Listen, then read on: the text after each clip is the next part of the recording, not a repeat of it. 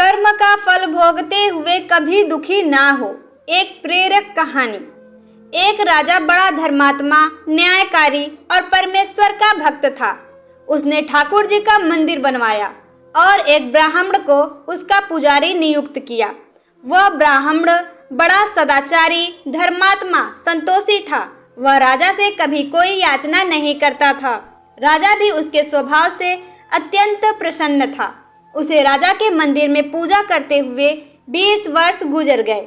उसने कभी भी राजा से किसी प्रकार की कोई प्रश्न नहीं किया। राजा के यहाँ एक लड़का पैदा हुआ।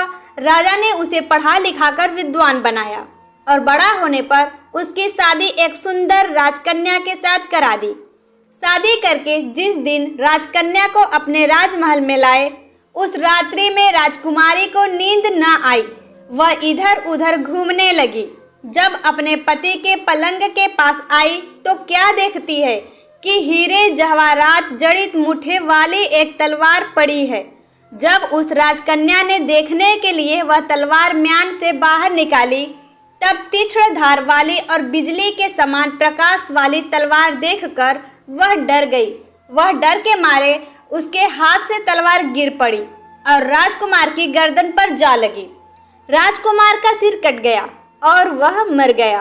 राजकन्या पति के मरने का बहुत शोक करने लगी। उसने परमेश्वर से प्रार्थना की कि हे प्रभु, मुझसे अचानक यह पाप कैसे हो गया। पति की मृत्यु मेरे ही हाथों हो गई।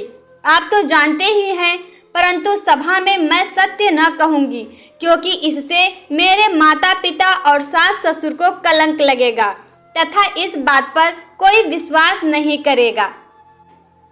प्रातः काल जब पुजारी कुएं पर स्नान करने आया तो राजकन्या ने उसको देखकर विलाप करना शुरू किया और इस प्रकार कहने लगी, मेरे पति को कोई मार गया। लोग इकट्ठे हो गए और राजा साहब आकर पूछने लगे, किसने मारा है। वह कहने लगी, मैं जानती तो नहीं कि कौन था, परंतु उसे ठाकुर जी के मंदिर में जाते देखा था। राजा समेत सब लोग ठाकुर जी के मंदिर में आए तो ब्राह्मण को पूजा करते हुए देखा। उन्होंने उसको पकड़ लिया और पूछा, तूने राजकुमार को क्यों मारा। ब्राह्मण ने कहा, मैंने राजकुमार को नहीं मारा। मैंने तो उनका राजमहल भी नहीं देखा है। इसमें ईश्वर साक्षी हैं। बिना देखे किसी पर अपराध का दोष लगाना ठीक नहीं। ब्राह्मण की तो कोई बात ही नहीं सुनता था।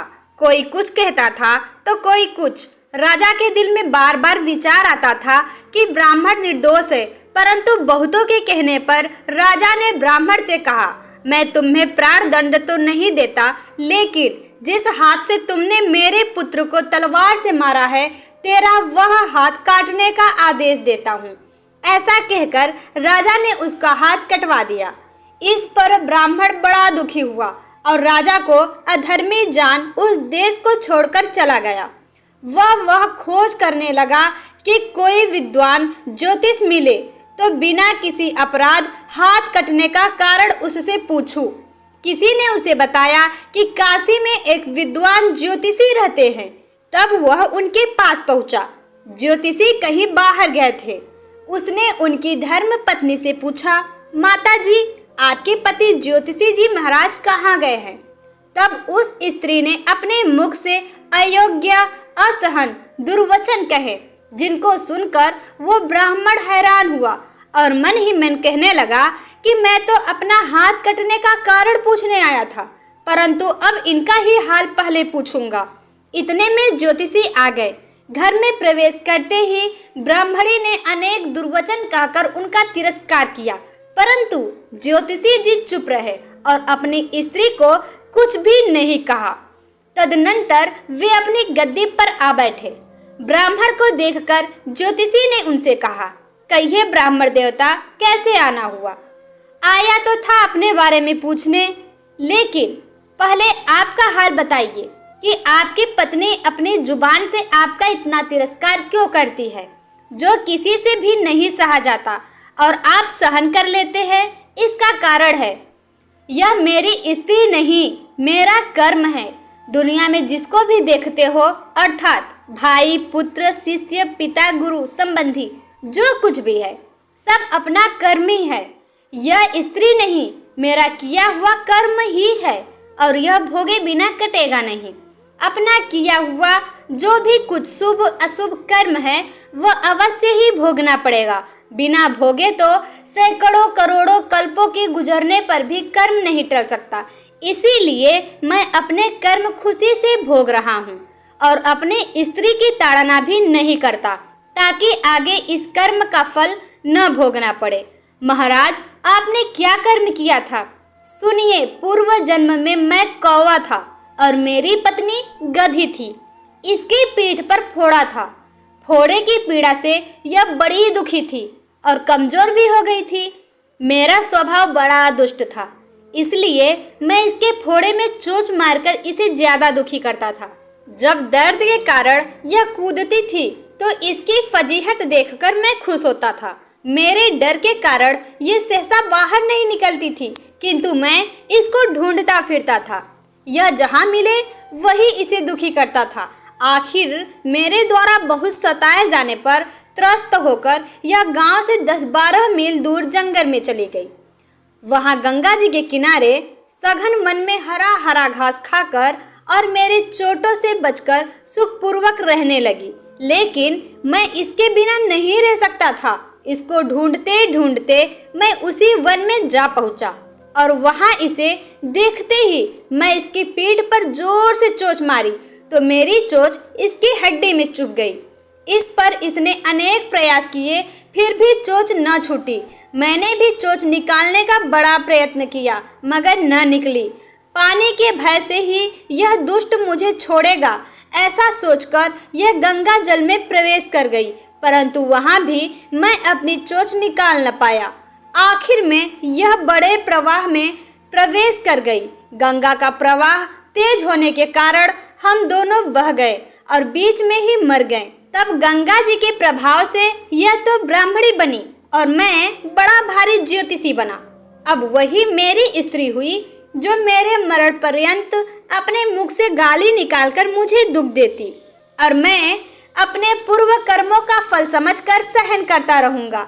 इसका दोष नहीं मानूंगा, क्योंकि यह किए हुए कर्मों का ही फल है, इसलिए मैं शांत हूँ। अब अपना प्रश्न पूछो। ब्राह्मण ने अपना सब समाचार सुनाया और पूछा, अधर्मी पापी राजा ने मुझ निरपराध का हाथ क्यों कटवाया? ज्योतिषी, राजा ने आपका हाथ नहीं कटवाया, आपके कर्म ने ही आपका हाथ कटवाया है। किस प्रकार? पूर्व जन्म में आप एक तपस्वी थे और राजकन्या गौ थी तथा राजकुमार कसाई था। वह कसाई जब गौ को मारने लगा तब गौ बेचारी जान बचाकर आपके सामने से जंगल में भाग गई। पीछे से कसाई आया और आपसे पूछा कि इधर कोई गाय तो नहीं गया है। आपने प्रण कर रखा था कि झूठ नहीं बोलूंगा, अतः जिस तरफ गौ गई थी उस तरफ आपने हाथ से इशारा किया तो उस कसाई ने जाकर गौ को मार डाला। गंगा के किनारे वह उसकी चमड़ी निकाल रहा था, इतने में ही उस जंगल से शेर आया और गौ एवं कसाई दोनों को खाकर गंगा जी के किनारे ही उनकी हड्डियां उसमें बह गई। गंगा जी के प्रताप से कसाई को राजकुमार और गौ को राजकन्या का जन्म मिला एवं पूर्व जन्म के किए हुए उस कर्म ने एक रात्रि के लिए उन दोनों को इकट्ठा किया, क्योंकि कसाई ने गौ को हंसिए से मारा था। इसी कारण राजकन्या के हाथों अनायास ही तलवार गिरने से राजकुमार का सिर कट गया और वह मर गया। इस तरह अपना फल देकर कर्म निवृत्त हो गया। तुमने जो हाथ का इशारा रूप कर्म किया था, उस पाप कर्म ने तुम्हारे हाथ कटवा दिए। इसमें तुम्हारा ही दोष है, किसी अन्य का नहीं। ऐसा निश्चय कर सुखपूर्वक रहो, कर्म फल का भोग टलता नहीं।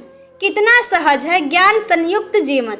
यदि हम इस कर्म सिद्धांत को मान ले और जान ले तो पूर्वकृत घोर से घोर कर्म का फल भोगते हुए भी हम दुखी नहीं होंगे, बल्कि अपने चित्त की समता बनाए रखने में सफल होंगे। भगवान श्री कृष्ण इस समत्व के अभ्यास को ही समत्व योग संबोधित करते हैं, जिसमें दृढ़ स्थिति प्राप्त होने पर मनुष्य कर्म बंधन से मुक्त हो जाता है। आशा करती हूँ दोस्तों हमारी आज की कहानी आपको अच्छी लगी होगी। हमारे वीडियो को लाइक और चैनल पे नए हो तो चैनल को सब्सक्राइब करना बिल्कुल भी ना भूलें और हमारे वीडियो को ज़्यादा से ज़्यादा शेयर करें। Thank you.